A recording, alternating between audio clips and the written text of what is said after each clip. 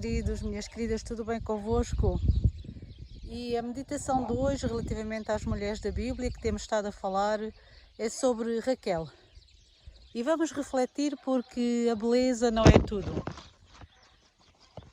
Alguma vez tu te sentiste rodeada por pessoas bonitas?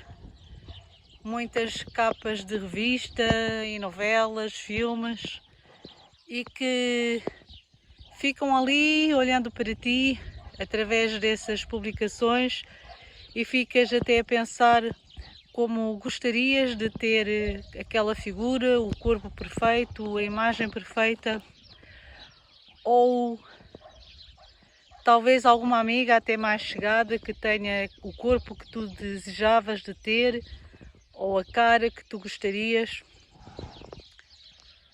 Tal como aquelas meninas que atraem um rapaz numa área de 10 quilómetros. Provavelmente, se tu és uma mulher comum, normal, em que estas características não são muito vulgares, como a maioria de nós, mulheres, é possível que às vezes sintas um prazer grande ao ficares rodeada por esse tipo de pessoas, ou até sintas de alguma forma alguma inveja por esse tipo de pessoas que acabamos de descrever. Raquel, por exemplo, era também uma mulher que, como é descrita na Bíblia, era certamente muito atraente. De forma que quando Jacó fixou os seus olhares nela, ficou completamente enamorado.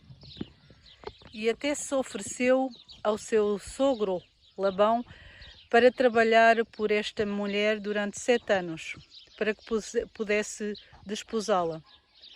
Raquel devia de ser então, como se diz às vezes na linguagem vulgar, um grande avião.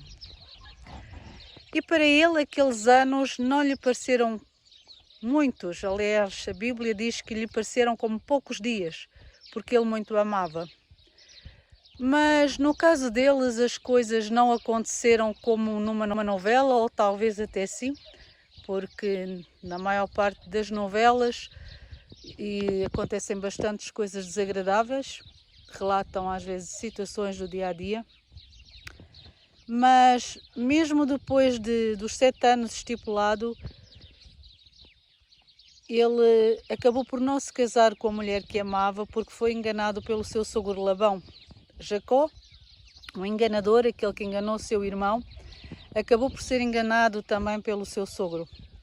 E na noite de núpcias, quando estava escuro e Jacó não pôde notar a diferença, Labão acabou por enviar Lia, e não a sua irmã mais velha, e não Raquel, a irmã mais nova, porque era costume casar primeiro a mais velha. E Jacó, na manhã seguinte, quando acordou, era tarde demais. Ele já tinha dormido com a mulher errada. E a bela mulher Raquel teria que se contentar mais tarde com um noivo que já era usado.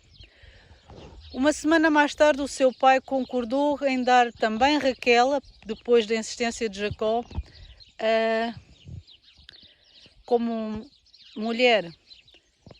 Dar-lhe então como mulher, se ele trabalhasse outros 7 anos. Assim, Raquel e Lia acabaram por ficar presas, disputando a atenção de Jacó. Ambas possuíam algo que a outra desejava. Lia, a não amada, tinha o que Raquel queria. Podia ter filhos. Lia, a irmã de olhos meigos, queria o que Raquel tinha, o amor do seu marido, Jacó. E por causa da sua inveja, a bela e estéril Raquel decidiu tomar as rédeas da situação, pensava ela. Deu sua serva Bila a Jacó, na esperança de que ela tivesse um filho postiço para chamá-lo de seu. Dá para imaginar como a serva se sentiu ser forçada a dormir com o seu senhor por causa da inveja de Raquel. A solução de Raquel marcou o início de anos de rivalidade entre as duas irmãs, resultando em outros filhos substitutos por meio das servas de Lia e Raquel. O que a história de Raquel nos revela hoje? Que tu não deves presumir que pessoas bonitas têm uma vida boa, uma vida bonita. Há um velho adágio americano que diz: ninguém sabe como o outro se sente até ter andado 1 quilómetro com os seus sapatos. E isso é bem verdade. Ninguém sabe a dor que o outro está a sentir. Uma pesquisa feita recentemente por uma revista mostrou que as pessoas bonitas na verdade se sentem incrivelmente sozinhas e muitas vezes têm uma autoestima tão baixa que até se sentem feias. Dá para acreditar? Isto acontece porque acreditam que são amadas por causa da sua aparência e não por aquilo que realmente são. Então, da próxima vez que tu te cruzares com uma mulher bonita, uma pessoa bonita, não te intimides. Não penses que ela tem uma vida melhor e mais glamourosa que a tua. Em vez disso, agradece a Deus pelas habilidades únicas que Ele te deu, até mesmo pela tua aparência.